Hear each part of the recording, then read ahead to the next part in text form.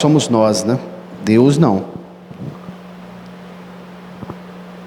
Vamos abrir as nossas Bíblias, irmãos, juntos, no livro dos Salmos, Salmo número 110.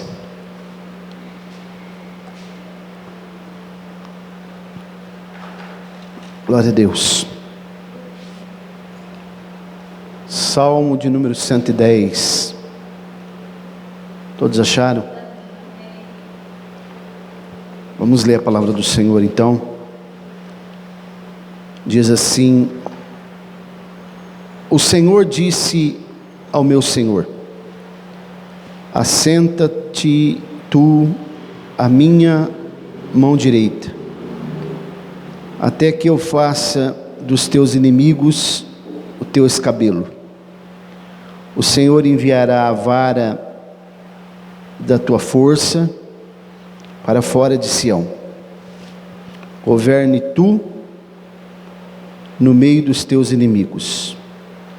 Teu povo estará se voluntariando no dia do teu poder, nas belezas da santidade. Desde o útero da manhã, tu tens o orvalho da tua juventude.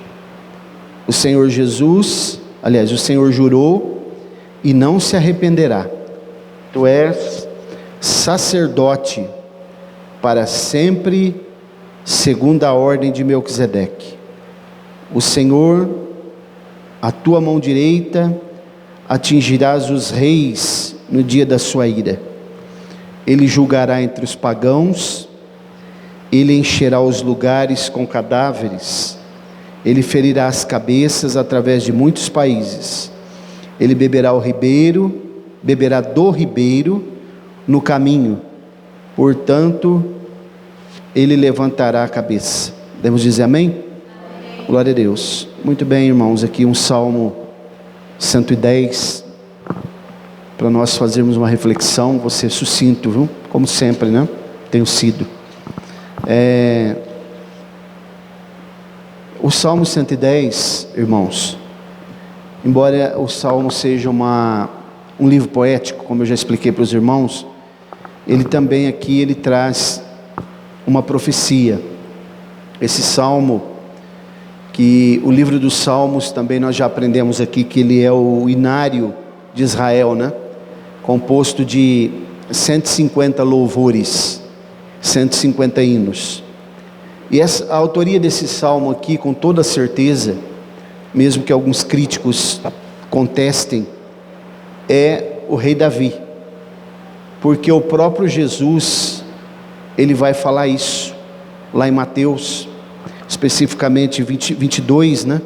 Mateus 22, ali pelo 43, 44, versículos 43, 44, Jesus vai citar esse salmo, e vai atribuir a autoria desse salmo a Davi.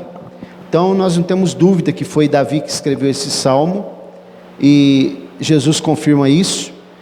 E o assunto desse salmo, o tema central do Salmo 110 é o sacerdote rei, Jesus sendo sacerdote e sendo rei, porque Jesus, ele é rei, sacerdote e profeta.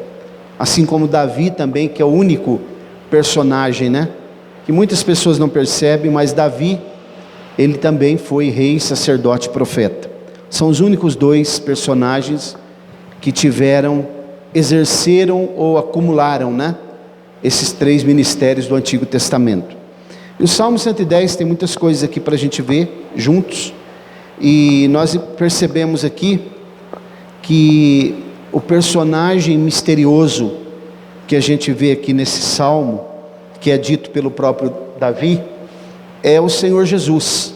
Vocês perceberam o verso 1 que diz: O Senhor disse ao meu Senhor. Quer dizer, Adonai disse a Adoni. Aqui, embora o Adonai seja o Yahvé, porque aqui é usado o tetragrama, aquele tetragrama em hebraico, né? Impronunciável. Então a palavra aqui diz que é o pai dizendo para o filho, para deixar bem mais simples. né? Yahvé dizendo para Jesus: assenta-te à minha direita, até que eu faça os inimigos por escabelo, né? Ou debaixo dos teus pés. Irmãos, hoje eu estava falando para a irmã Roberta, vocês já viram a bandeira de Israel? Já viu? A bandeira de Israel tem o que nela desenhado? Uma estrela de Davi, né? Que é o escudo do rei Davi. Se você observar bem aquela estrela, nós não vamos pôr aqui porque está sem internet. Dá para pôr aí, Ana? Põe aí, fazendo favor. Eu quero mostrar para os irmãos a estrela de Davi, para vocês darem uma olhada nela. Como que tem a ver com... Como que Deus, na sua perfeição, né? Por isso que nós precisamos confiar muito nele, né? Mesmo toda a dificuldade que nós estamos vivendo, mas a gente tem que confiar nesse Deus, porque esse Deus não falha nunca, não é? Glória a Deus. Eu já dei o testemunho para os irmãos aqui uma vez, o pastor Jean Robert, né? Lá em Tóquio, no Japão, ele chegou lá e ele foi assaltado lá. Roubaram ele e ele ficou sem saber o que fazer naquele lugar. Os irmãos sabem quantos milhões de habitantes tem a cidade de Tóquio?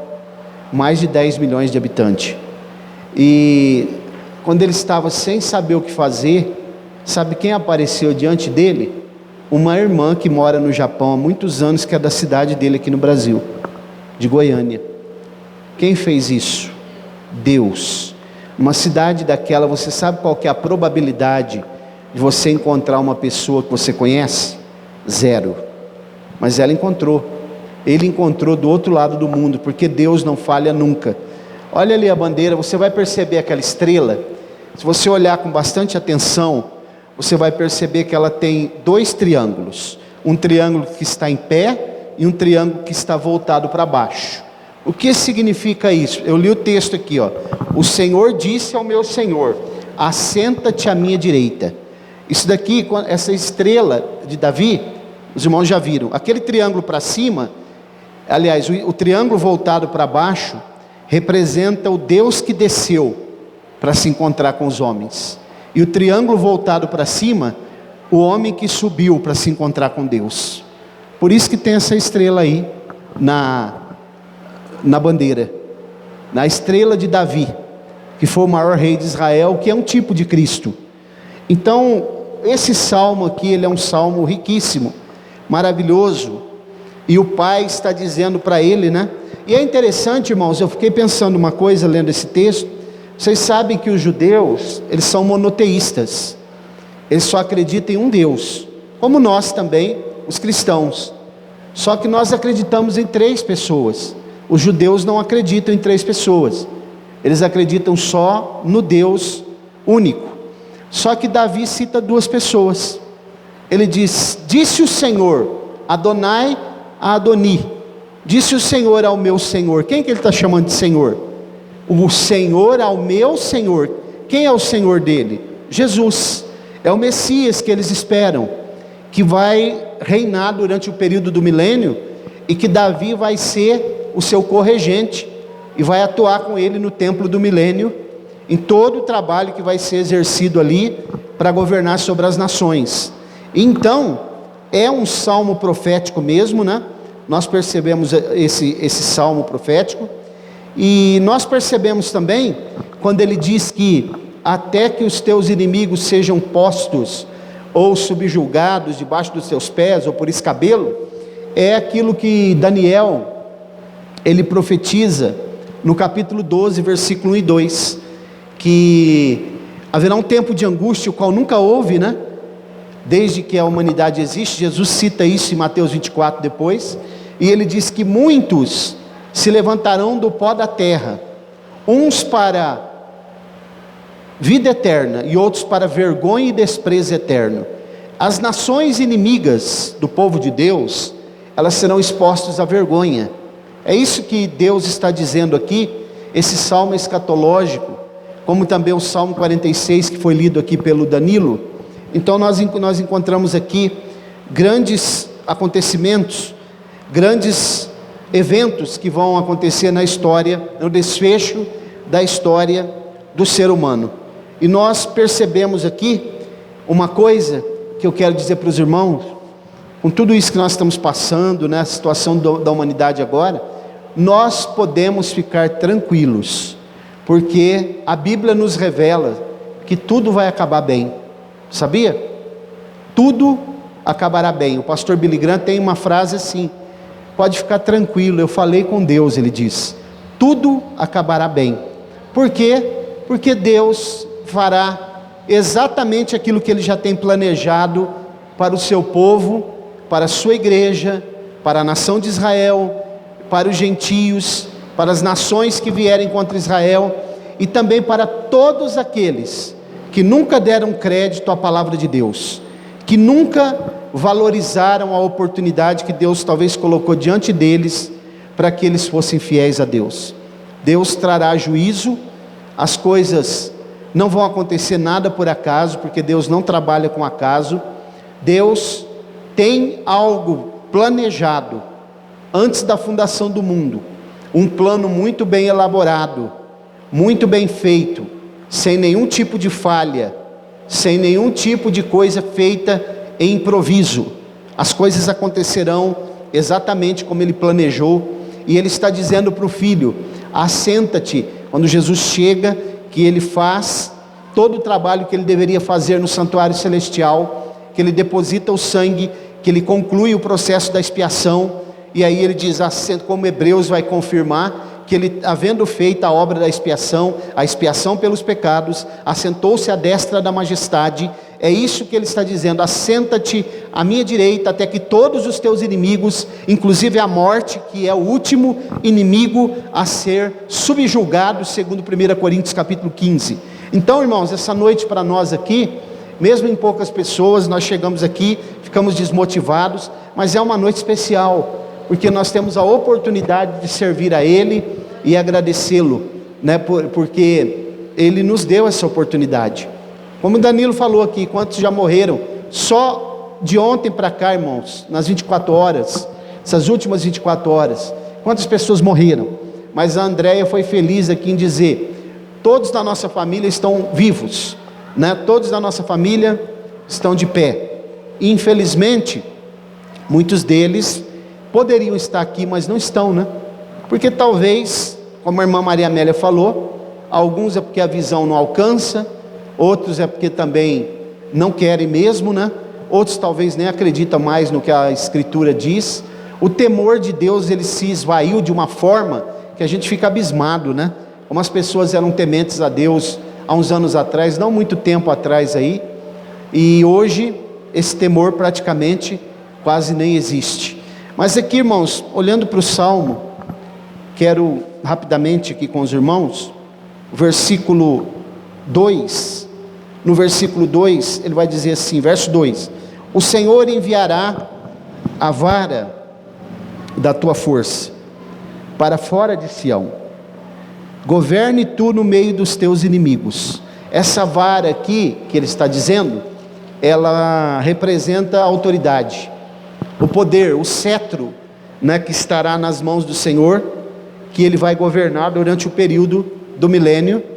E quando a gente olha para o capítulo 19 do livro do Apocalipse, a partir do versículo 11, a gente percebe que Ele vem montado em um cavalo branco, e a Bíblia diz que Ele julgará as nações, regerá as nações com vara de ferro. E olha, irmãos, isso aqui é um tipo do poder de Deus mesmo, um símbolo, tipifica o poder de Deus, porque quando a gente olha para o Antigo Testamento, quando Arão foi chamado para o ministério, o símbolo, né, em alusão à confirmação do ministério, foi a vara que floresceu, a vara de amendoeira, que floresceu para que pudesse, colocou algumas varas lá dos homens que ele tinha chamado, e a de Arão floresceu, mostrando que Deus o havia chamado. Quando Moisés está diante do Mar Vermelho, e todos os inimigos, Faraó atrás, cercado, sem saber o que fazer, Deus falou, o que tens na sua mão? E ele disse, uma vara, que é um cajado, né? Então toca nas águas, e aí o mar se abriu. Abriu como? Pelo poder de Deus. Então aquela vara, essa vara tipifica o poder de Deus, que regerá as nações, que fará com que os acontecimentos, eles ocorram de uma forma que Deus planejou, porque pelo poder de Deus as coisas acontecem. O poder de Deus, ele domina tudo, os povos, as nações, todos os acontecimentos, nada foge ao controle do seu poder, né? Pelo poder de Deus, na sua igreja, através da oração, através do estudo da Escritura, através de nós termos o privilégio e queremos servir a esse Deus, e termos a fé de que Ele não vai falhar nunca, as coisas acontecem, através do poder de Deus. E o Senhor a qualquer momento pode nos surpreender, né? Eu nunca paro de falar isso, porque eu sei que Ele pode fazer. Então a gente observa aí, no versículo 2, que tem um paralelo também com o capítulo 6, e os versos 9 e 10 de Mateus, quando ele ensina a oração do Pai Nosso, a oração modelo, que ele diz assim: venha o teu reino, seja feita a tua vontade, assim na terra como no céu. Quando a gente olha para o mundo aí fora, vocês acham que a vontade de Deus está sendo feita aí fora? O que vocês acham? Não, de forma alguma. Então nós podemos entender que não é esse tempo. A oração do Pai Nosso, ela está apontando, quando ele fala vem o teu reino, é o reino milenar, seja feita a tua vontade, assim na terra como no céu, porque durante o período do milênio, as coisas todas vão acontecer segundo a vontade dele, porque os homens estarão fazendo a vontade dele. Hoje, só a igreja, abre aspas, né? Porque às vezes nem a igreja está fazendo a vontade dele, deveria fazer.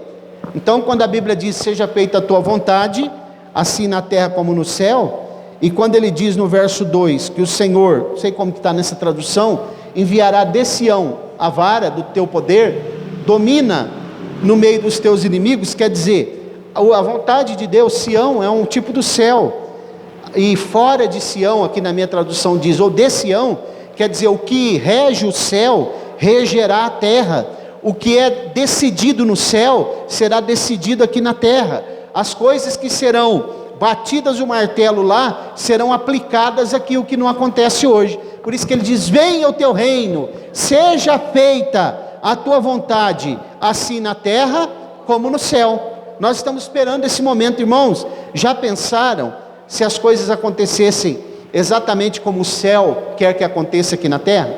Assim na terra como no céu. Por que ele não falou no céu como na terra? Porque o céu é que rege. As coisas aqui têm que acontecer como acontece no céu, porque a diretriz tem que vir de lá, a ordem, o desígnio, né, tem que vir de lá, a metodologia tem que ser de lá. Então assim na terra como no céu, haverá um tempo que isso vai ocorrer, porque os céus estarão governando tudo, e os homens entenderão isso, e afluirão para Jerusalém, para receberem a bênção do Messias, que estará assentado no trono da sua glória, ali regendo as nações com vara de ferro. Verso 3, teu povo estará se voluntariando, no dia do teu poder, quando estiver reinando, dia do teu poder é isso, nas belezas da santidade, desde o útero da manhã, tu tens o orvalho da tua juventude. Como que esse povo, os salvos, estarão se alistando para servir a Deus? Obrigados? Voluntariamente. É por isso, irmãos, que nós, a igreja, nós não forçamos a barra com ninguém, porque é voluntário. Para fazer a obra de Deus tem que ser voluntário, senão nem ele quer. Aceitas não. Se a pessoa faltar 2, 3 reuniões, eles são chamados e já são repreendidos. Se eles continuar faltando, eles começam a ser rebaixados de cargos. Se continuar faltando, eles são desassociados, excluídos. As seitas trabalham assim, mas a igreja não, é voluntário. A Bíblia diz em Êxodo 25, quando Deus chamou Moisés para a construção do tabernáculo, ele diz assim, olha, você vai trazer as ofertas de todo homem cujo coração for voluntário para entregar a sua oferta, ouro, prata, bronze e assim por diante, é voluntário. Quando nós fazemos voluntariamente, Deus recebe. Quando nós fazemos de modo voluntário, então o coração de Deus é tocado e o galardão nosso é preparado e nós não vamos perder o nosso galardão. E a Bíblia está dizendo aqui, voluntariamente para servi-lo no reino. Esse é o reino milenar. Quando ele fala do orvalho aqui, você sabia que esse texto aqui está dizendo útero, né? O teu povo apresentar-se-á voluntário no dia do teu poder, em trajes santos. Também tem um paralelo com o capítulo 19 de Apocalipse, a partir do 11, porque lá tem as vestes dos santos da igreja, que estão vestidos, e dos anjos, com linho branco finíssimo, porque representa justamente a justiça dos santos, o linho branco. Olha o traje: se apresentarão vestidos a caráter, se apresentarão vestidos como Deus quer que eles estejam, de um modo digno e justo, porque para entrar no milênio teve um que ficou do lado de fora, em Mateus 22, porque não estava vestido com vestes nupciais. É o diabo que vai ficar preso durante o milênio. Como vindo o próprio seio da alva, será o orvalho da tua juventude, da tua mocidade. Isso aqui fala da ressurreição. Sabe por quê? Mocidade, juventude, porque aqueles que ressuscitarão em Cristo, ainda que eles morreram numa idade avançada, ainda que eles morreram de uma doença que degenerou totalmente o seu corpo, o orvalho da ressurreição, que é o que aconteceu no túmulo de Jesus, o orvalho desceu ali, e o que aconteceu, quando a Bíblia fala também em Isaías 26, que os mortos ressuscitarão, e vai cair o orvalho, que é o agir do Espírito Santo, como está no Salmo 133, que a Bíblia diz, como o orvalho de Hermon, que desce sobre os montes de Sião, e ali o Senhor ordena a bênção e a vida para sempre. Quando o orvalho, o poder do Espírito Santo cair sobre os túmulos, como um orvalho, eles serão ressuscitados e a vida vai voltar. A vida que vem não é mais nesse corpo que vai sujeito à corrupção, ainda que a pessoa morreu de câncer, ou de coronavírus,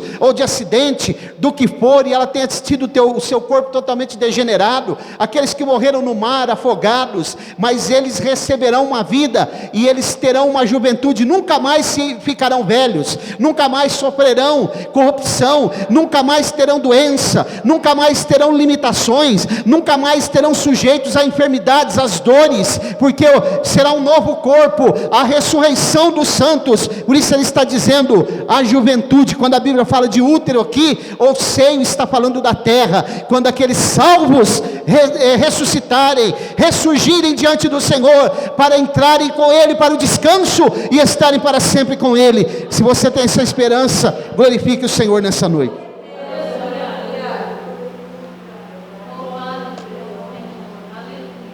Você percebeu o que tem no Salmo 110? As revelações que estão aí no Salmo 110? Glória a Deus. Verso 4: o Senhor jurou e não se arrependerá. Tu és sacerdote para sempre, segundo a ordem de Melquisedeque. O Senhor não se arrepende do que faz, né? Os homens sim. Eu juro que eu vou fazer isso. Quando de repente não vai dar para fazer. Eu juro que eu vou procurar fazer isso. De repente já não está fazendo. Eu juro que esse final de semana eu estou na igreja, né? Não vem. Como eu já falei para os irmãos, não pastor, agora passou o carnaval, vamos pegar firme na igreja, né? Passou a Copa do Mundo agora, pode esperar, né? Nós vamos, daqui a pouco, passou o coronavírus, agora vou pegar firme na igreja, né? Se tiver a oportunidade. Será? Mas Deus não se arrepende. Ele jurou. Jurou por quem? Por Ele mesmo, que Ele não tem por quem jurar. Que Jesus seria sacerdote eterno, porque os outros passam. Todos eles passam, mas Jesus é eterno, para sempre, segundo a ordem de Melquisedeque, que é um personagem misterioso, que está lá em Gênesis 14, que só aparece uma vez, depois some. A Bíblia fala sobre ele só aparece uma vez, depois não é visto mais. Ele representa Jesus, e a Bíblia diz que esse personagem ele é muito importante, porque ele é maior que Abraão. Irmãos, maior que Abraão? Abraão não é o pai na fé? Abraão não é um dos ícones de Deus? Junto com Abraão, Isaac e Jacó, né? Junto com Isaac e Jacó. Mas a Bíblia diz em Hebreus capítulo 7, que Abraão é menor que Melquisedeque. E a Bíblia diz que quando ele entregou o dízimo para Melquisedeque, de tudo, ele diz, não há contradição nenhuma, o escritor aos Hebreus. O menor foi abençoado pelo maior. Significa, porque ele deu a bênção, né? O menor foi abençoado pelo maior. Ele deu a bênção para Abraão. Então significa que ele era um personagem, rei e sacerdote também, rei de Salém e sacerdote do Deus Altíssimo. Por isso que ele representa Cristo. No Antigo Testamento é ali que é instituído o dízimo. Não é depois na lei, o dízimo é da lei. A lei não existia ainda. A lei, isso é antes.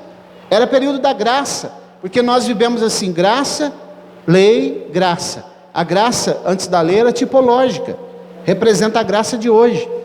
Foi ali que foi instituído o dízimo, e ele é abençoado ali por Melquisedeque, significando que ele era maior que Abraão, porque só pode alguém abençoar o outro se ele é maior, ok? Então Deus disse, e não se arrependeu, porque Deus não se arrepende, né? Como os homens. Verso 5: o Senhor, a tua mão direita, atingirás os reis no dia da sua ira.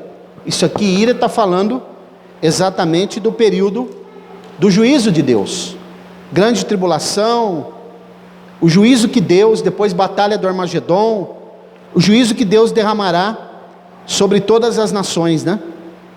Esse verbo aqui deixa muito claro, né? O verso 5 diz assim: o Senhor, a tua mão direita, atingirá os reis. Como está esse verbo? Como está nessa tradução? Quebrantará os reis no dia da sua ira. O que nós estamos vendo aqui é que esse verbo está conjugado para o futuro. Significa que ele está apontando para a batalha do Armagedon. Os reis da terra que vierem contra Israel serão derrotados pelo poder de Deus, pelo poder do Messias. Tem um paralelo aqui com Apocalipse 19, verso 17. Vamos colocar ali, fazendo um favor. Mateus 24, 28 também, depois os irmãos leiam. Apocalipse 19, 17. Olha o que diz a Bíblia. Glória a Deus. Louvado, engrandecido. E viu um anjo em pé no sol. Aonde? No sol, né? E clamou com grande voz, dizendo a todas as aves que voavam pelo meio do céu: vinde e ajuntai para a grande ceia de Deus. 18. Para comerdes carnes de reis, de comandantes, carnes de poderosos, de cavalos e dos que neles montavam. Sim, carnes de todos os homens, livres, escravos, pequenos e grandes. Batalha do Armagedon. Tem um paralelo com Mateus 24, 28. E diz: onde estiver o cadáver, ali se ajuntarão as águias, ou os abutres, para comer as carnes daqueles que são não mortos na batalha do Armagedon, porque Jesus vencerá o anticristo.